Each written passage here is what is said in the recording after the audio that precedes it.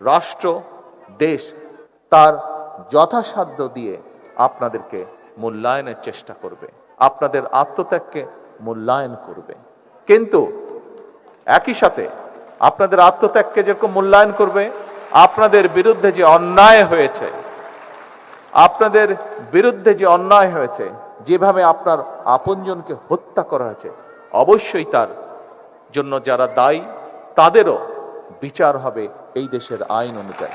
তবে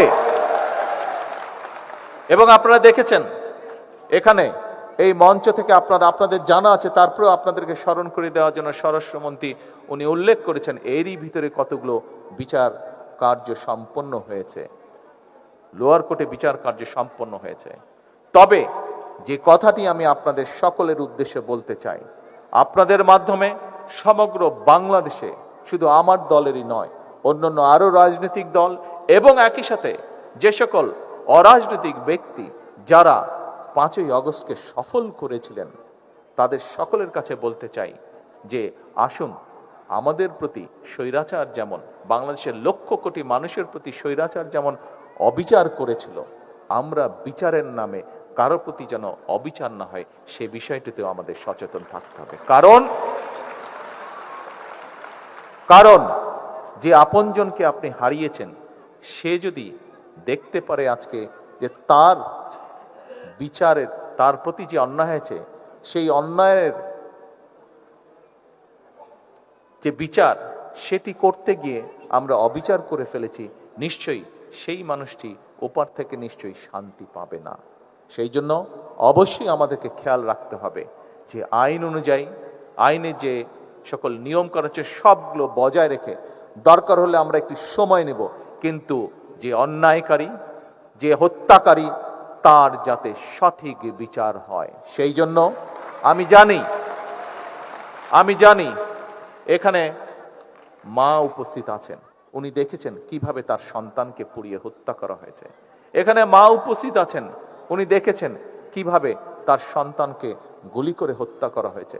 এখানে ভাই উপস্থিত আছে, সে দেখেছে কিভাবে তার ভাইকে গুলি করে হত্যা করা হয়েছে। আপনাদের এই কষ্টের বিপরীতে শুধু একটি কথাই আমি বলতে চাই, দেখুন, আপনাদের যে কষ্ট, সেই কষ্টটি আমিও বুঝি, অনুভব করতে পারি।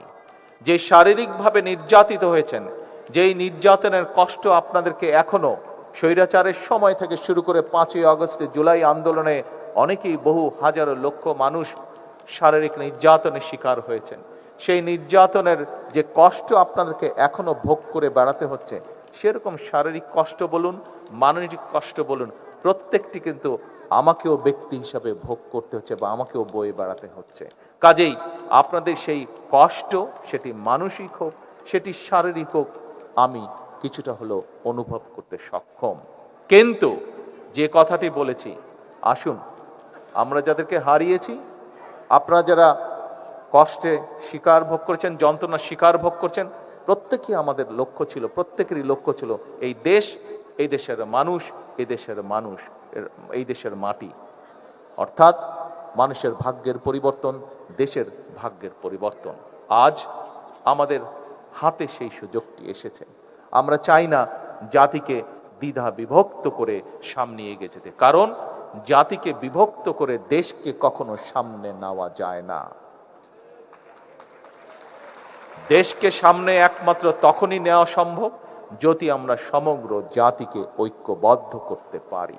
কাজেই আজকে আসুন, ত্যাগ সেই করতে পারে যার ত্যাগ করার মতন শক্তি এবং সাহস আছে।